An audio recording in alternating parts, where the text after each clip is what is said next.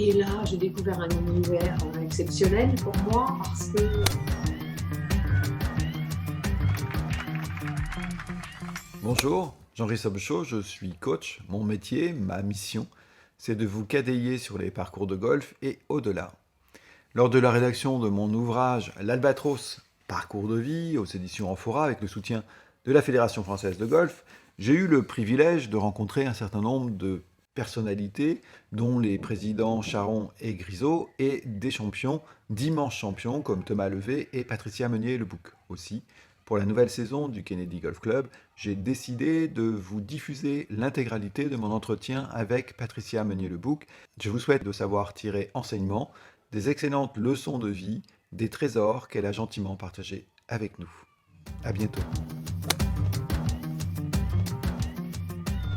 Là, vous avez déjà fait une introduction où vous avez effectivement abordé tous les thèmes que j'aimerais aller aborder un peu plus en détail avec vous, parce que tout y est, enfin déjà les thèmes principaux, et en particulier celui de la compétition. Vous avez commencé d'emblée par parler de votre amour de la compétition, de l'importance de la compétition dans votre motivation. Et justement, ouais. je voudrais qu'on s'arrête là-dessus, parce que c'est quelque chose que j'entends toujours dans votre discours, effectivement, la compétition, c'est quelque chose qui vous plaît. Et à quelle fin ça vous plaît, justement, vous qui vous intéressez à la psychologie, qu'est-ce qui se cache derrière la compétition qui vous apporte autant?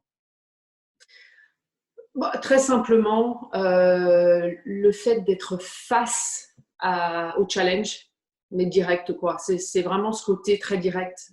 Les choses sont très claires dans la compétition. Bon là, au golf en l'occurrence, on est au départ du 1, on a 18 trous, x 4 généralement. et, euh, et il faut arriver à gérer du 1 au 72e trou sur 4 jours. Donc il y a la durée sur le parcours, en dehors, ça s'arrête jamais en fait.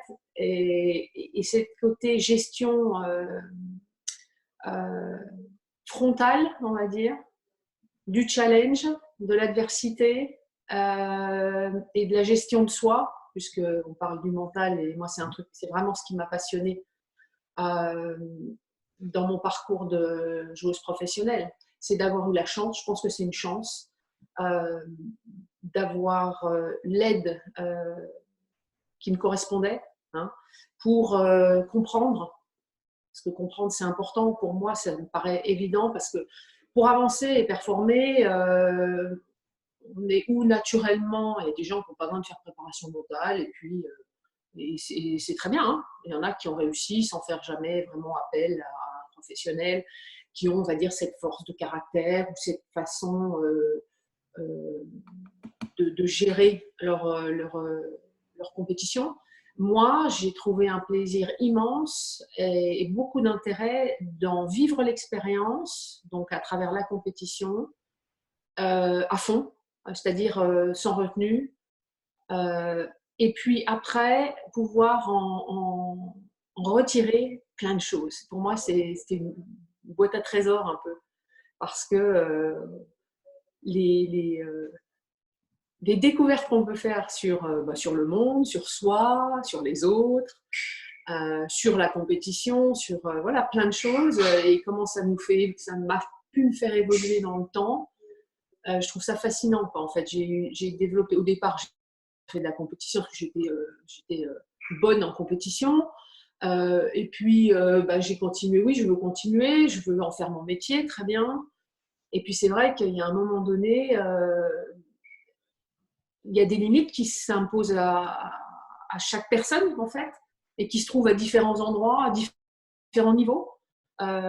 Et si on n'a pas les moyens de mettre du sens, en fait, pour moi, en tout cas, c'est ce qui pouvait être très souffrant, en fait. Parce que généralement, pour apprendre, on va répéter des schémas, on va dire, négatifs, hein, pour faciliter les mots. Euh, et puis, on va le répéter, et puis on va le répéter, et puis on va le répéter. Et puis, il y a un jour où on va comprendre à quoi ça nous sert et on va faire autrement. On va arriver à trouver des solutions, si on est tout seul. Mais là, vu le chemin auquel je me destinais et l'énergie que je mettais dans le travail, l'effort que je fournissais, avoir à côté la capacité de regarder les choses au fur et à mesure où j'avançais et de mettre du sens sur, en l'occurrence, souvent les moments difficiles, hein, de contre-performance, ou voilà, et de pouvoir mettre du sens pour que ça devienne quelque chose finalement de positif, parce qu'on en parle beaucoup tous. On apprend de l'erreur, c'est bien joli, mais si on la répète trop souvent, la même erreur, ça attaque un peu le système, quoi.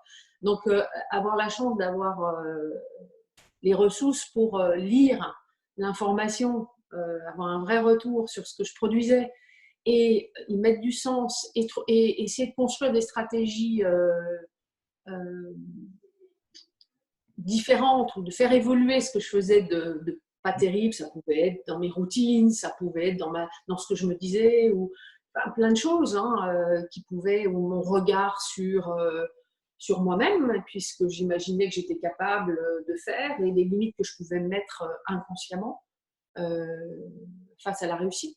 Parce que la réussite, voilà, si j'ai gagné un majeur aujourd'hui, c'est que j'ai réussi à m'autoriser, à me dire que je le valais bien. Voilà.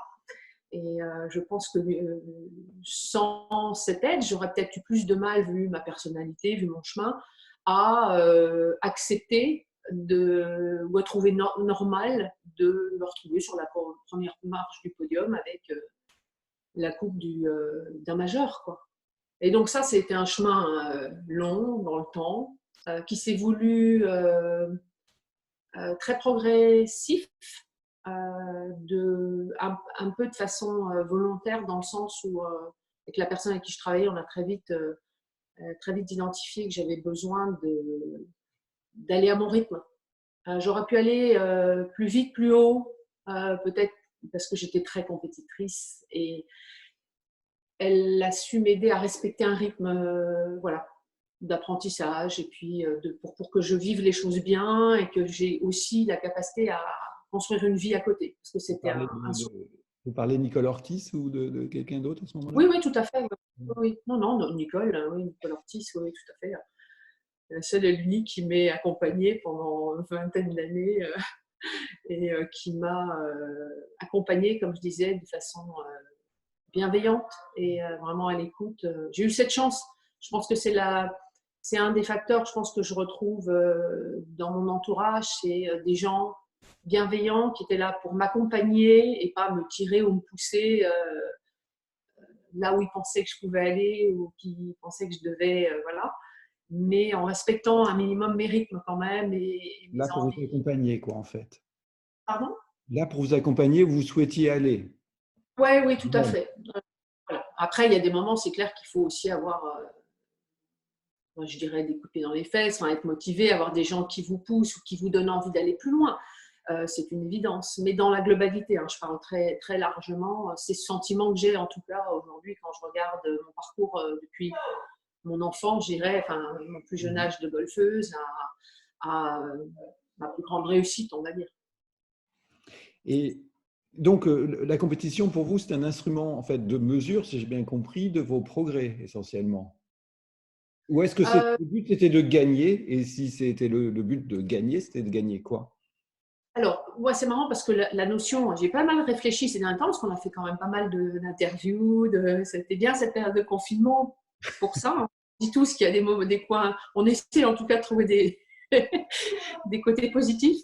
Euh, et moi, je ne suis jamais partie sur un tournoi en me disant je veux gagner, enfin, c'est mon objectif. Mais en même temps, pour moi, c'est comme une évidence en fait. Je ne vais pas sur un tournoi faire de la compétition sans donner le meilleur de moi-même et euh, attendre le meilleur résultat possible, concrètement. Donc pour moi, c'est comme un présupposé. Mais me dire j'y vais pour gagner, c'est comme si c'était à 1000 km et que j'ai besoin d'avoir un objectif là maintenant tout de suite, à 10 mètres, 100 mètres de moi, et petit à petit, en sachant très bien que j'ai souvent l'image d'un alpiniste avec une montagne qui est accroché comme s'il avait il sentait que la sécurité était en haut, au sommet, parce que c'est là où il va, il sait qu'il va là-haut.